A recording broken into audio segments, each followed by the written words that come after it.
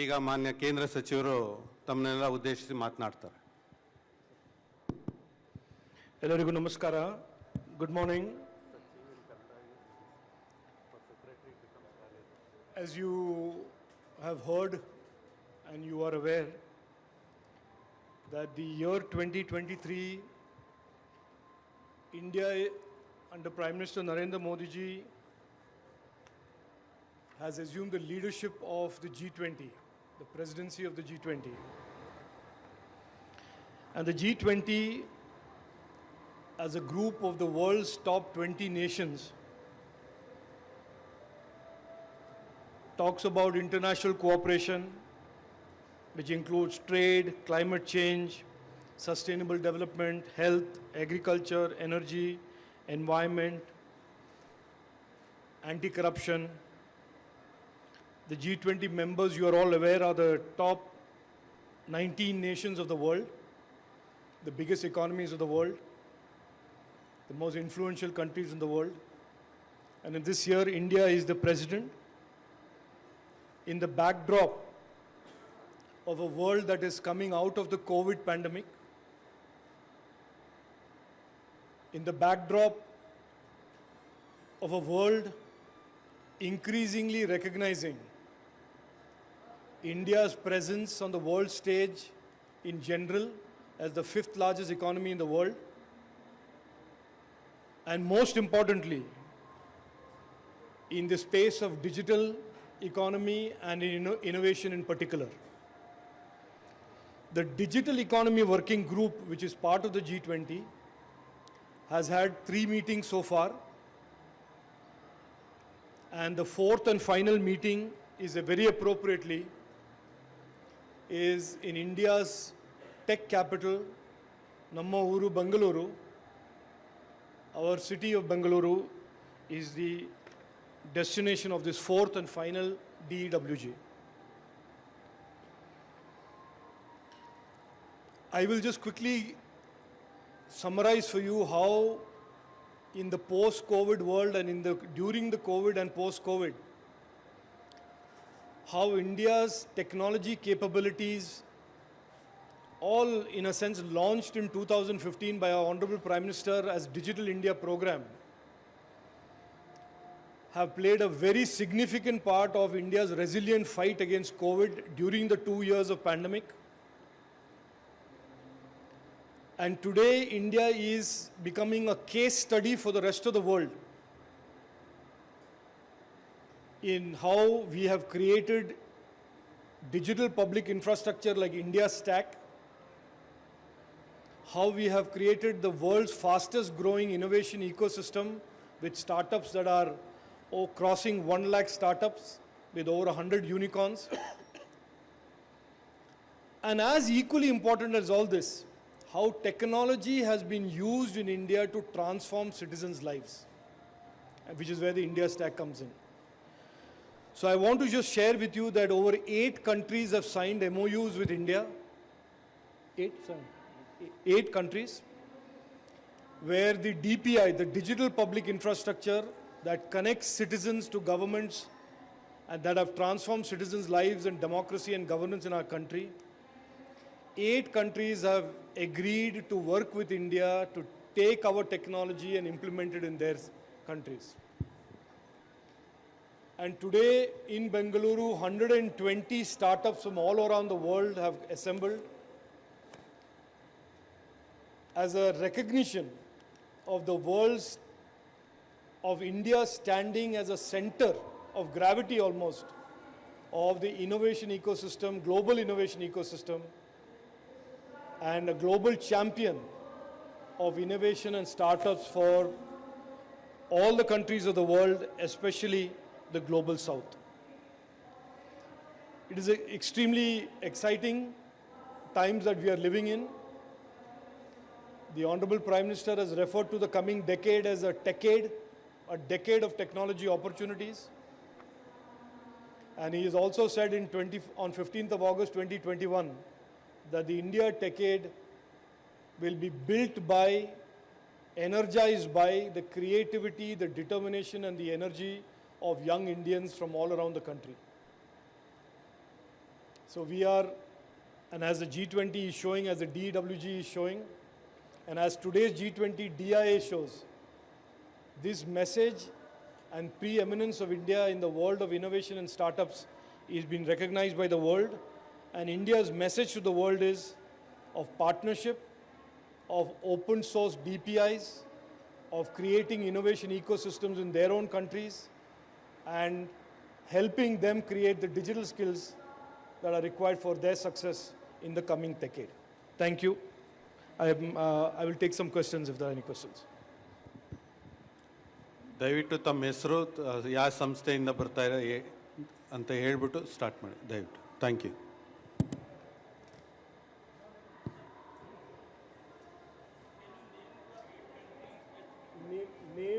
Name and the...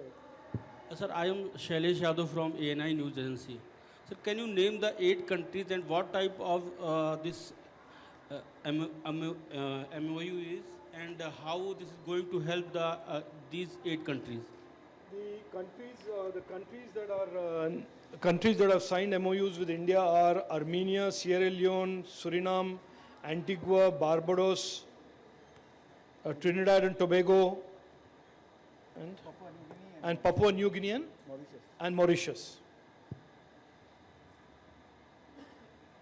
And the scope is not just the DPIs, because these are open source DPIs, is not just about the India stack, but also about skilling.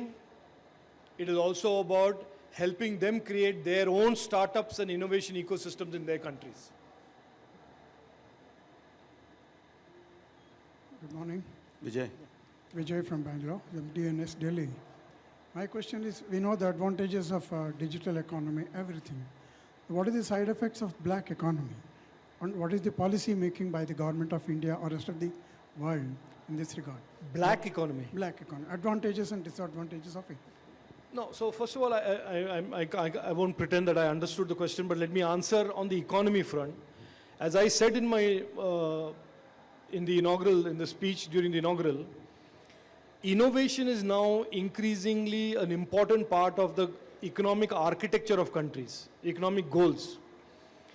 Our digital economy used to be 4.5% of GDP, total GDP in 2014. Today it is 11%. And by 26, our Prime Minister has put a target of 20%. Now, the digital economy represents a democratization of opportunities for our youth. In the past, when you talked about GDP and economy, it is about 10 companies, 12 companies, big corporations. But the economic framework of India is now increasingly going to be driven by young Indians who are innovating, who are building startups in multiple areas. Now, this part of the economy is because of the very nature of digital, it depends on digital identity, is a fight against any black economy. The traditional businesses which generates cash, which generates feeds into the black economy, is certainly, this is about as 180 degrees away from it as you can get. So as you increase the component of digital economy, the qualitative nature of our economy, the size of the black economy to GDP also comes down. So this is the other positive effect, if that was the question. Yes. Aisha.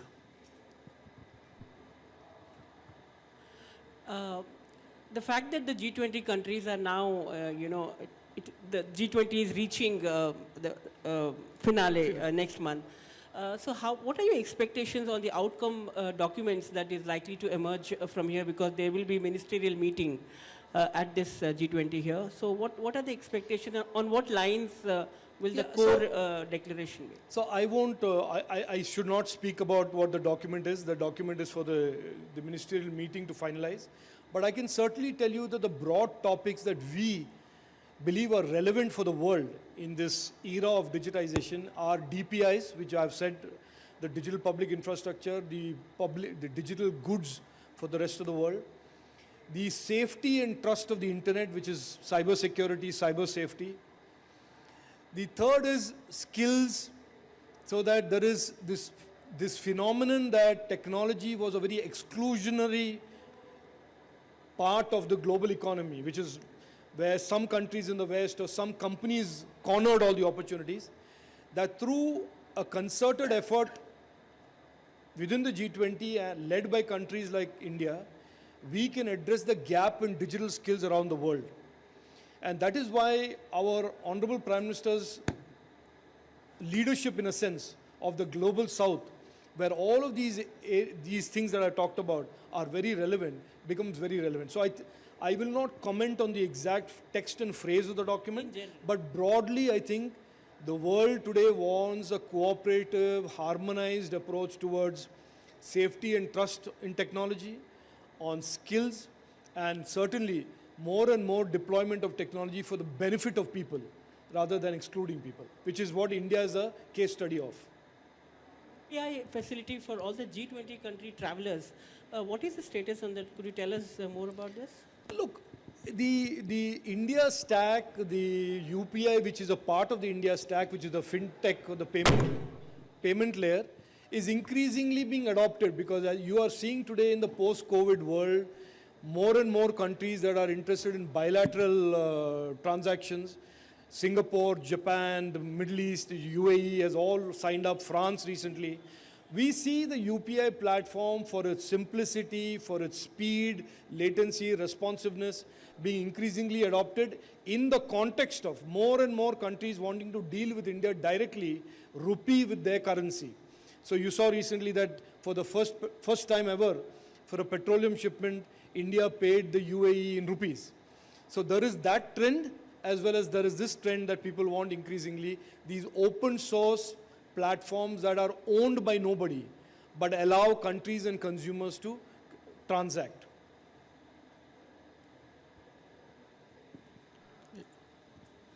Yeah, please go ahead. Hello.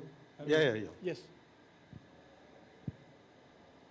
I'm Narayankar from UNI. In a recent interview, Mr. Raghuram Rajan, he has raised some questions about PLI scheme. He says that India is not mobile phone exporter, but a mere assembler of phone parts for exports. Yeah. How do you, react to this? I certainly don't want to react to it, and this is obviously not the subject matter for this press conference. I will certainly respond to you on the sidelines to that question, but this is certainly not the subject that we are discussing today in the DWG. Sir India ने अभी वीवाटेक में participate करा था और last year जो है India country of the year था, उसको यूरोप का सबसे बिगेस्ट स्टार्टअप इवेंट बोला जाता है.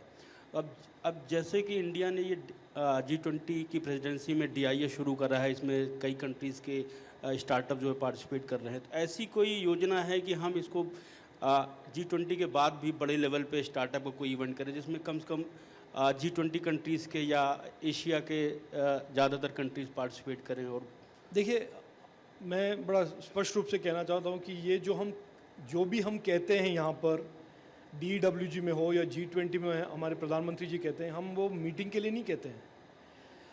डिजिटल इनोवेशन अलायंस हमने ये हमारे प्रेसिडेंसी के लिए नहीं बनाया है. हमारे प्रधानमंत्री जी कह चुके हैं कि आने वाले दशक एक डेकेड है, डेकेड ऑफ टेक्नोलॉजी अपॉर्चुनिटीज़. तो हम जो यहाँ पर कह रहे हैं, हमारे प्रेसिडेंसी में हम जो आगे लगा रहे हैं दुनिया के देशों के सामने, हम मानते हैं ये आने वाले दशक सभी देशों के लिए फ़ायदेमंद होगा. So the DIA is not a topic of conversation only for the DWG, nor is it a topic of conversation only in the year 2023. We are saying today, and this is really, the world is acknowledging that the Prime Minister's Narendra Modi ji's vision of digitization, which he started in 2015, which has brought India to this stage of eminence and leadership in the tech ecosystem, is something we want to share with the world, not for this year, but for the coming decade. So this is a very important leadership role, partnership role that India wants to play with all those countries and peoples of those countries that have been denied the benefits of technology for all these years because technology was cornered by a few countries or a few companies. तो ये आने वाले दशक में इसका DIA का effect, हमारे देश के पार्टनरशिप, हमारे देश के साथ MOU और पार्टनरशिप का इफेक्ट और G20 में जो बदला हुआ अवेयरनेस जो हमने क्रिएट किया है उसका इफेक्ट हमको देखने को मिलेगा.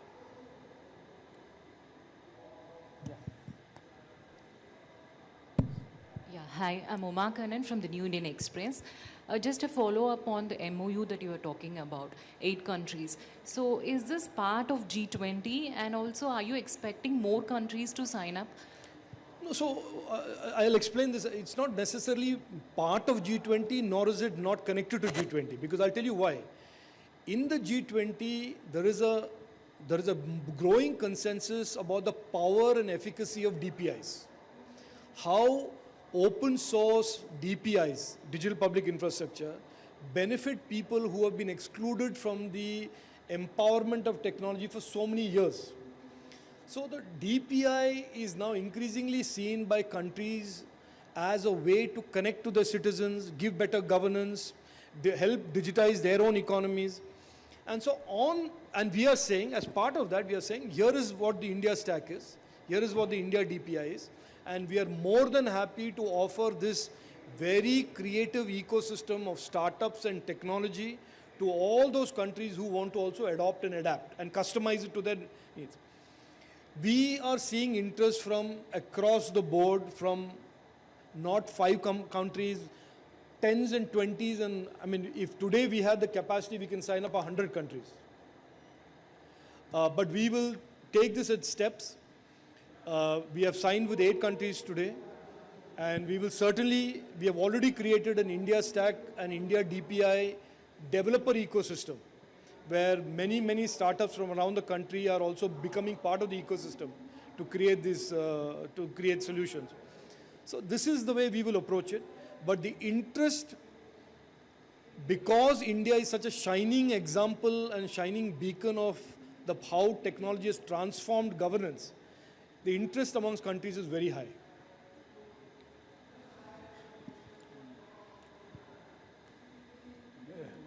Please give them the mic there.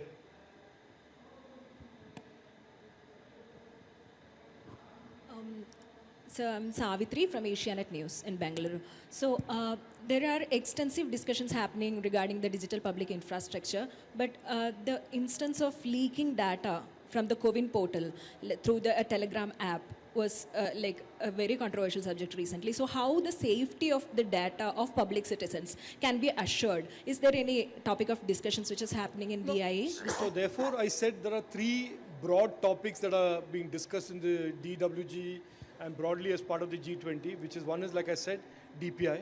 The second I said safety, trust, which is cyber security and cyber safety. And the third is digital skills. And we have recently, as you know, legislated a digital personal data protection bill. And we are seeing from the responses from the rest of the world that increasingly countries are seeing that as the benchmark in how to allow innovation, how to create DPI, how to create more and more innovation, but also at the same time protect our digital nagriks and digital citizens from issues like data protection, data leaks, and so on and so forth. So this is very much part of the DWG conversation, very much part of our policy framework. I don't want to get into a conversation about you characterizing this as a controversy. People will create controversies, whether they're real or imaginary, then it is left for us to convey that it is imaginary.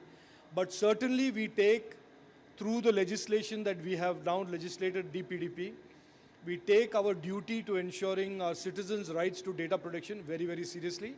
And in a lot of ways, the countries around the world are seeing what we are doing. Kone prashne, last question. Anybody? Minnie from the Hindu. Yes. Yeah, please go ahead. Yeah, you mentioned that 20% of digital economy will account for 20% of GDP by 2026, right? Do you have any? The government Numbers. has any data for the currently how much it is I just said that we are at about 11% today. today? Today we are 11%. We were 2014, we were about 4.5%. And by 26, we will be about 20%. $1 trillion out of $5 trillion. This is our target. I mean, the way we are going, it could be that we would be more than 20 as well.